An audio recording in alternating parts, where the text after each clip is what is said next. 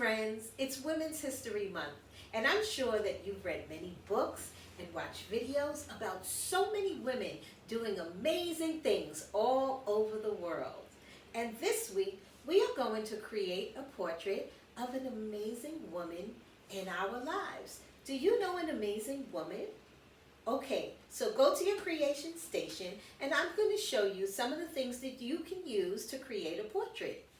Okay, get your tools. You'll need maybe crayons, some colored pencils, oil pastels. You could get a scissor, pencils, a sharpener just in case your pencil breaks, and paint or paint pens and markers. And then you could decide which ones you want to use for your portrait. Now, a portrait is a picture or a photo or a painting of someone's face, their head, and their shoulders. So it's not the whole body. It's going to be the face. So you should definitely get some pencils so that you can plan out the face. And if you don't want to draw the face from your memory, you can use a photograph.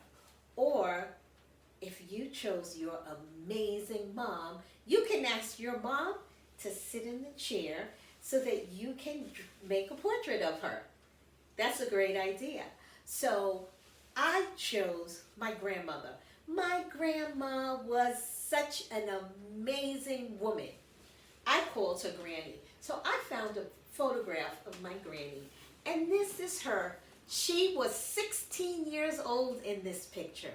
But when she was 16, she was so brave and so caring and so giving that I'm going to make a portrait of my brave, wonderful, giving granny, because I called her Granny. Okay? So I have my picture of my granny. So I could decide what kind of paper I'm going to use to draw the portrait. Maybe I would like to make a huge portrait, so I have some long paper. Maybe I want to hang the portrait on the wall, so I have this smaller circular cardboard that I could draw or paint on. And this would be perfect. It would definitely fit her head and her shoulders. And if not, you can get a white piece of paper.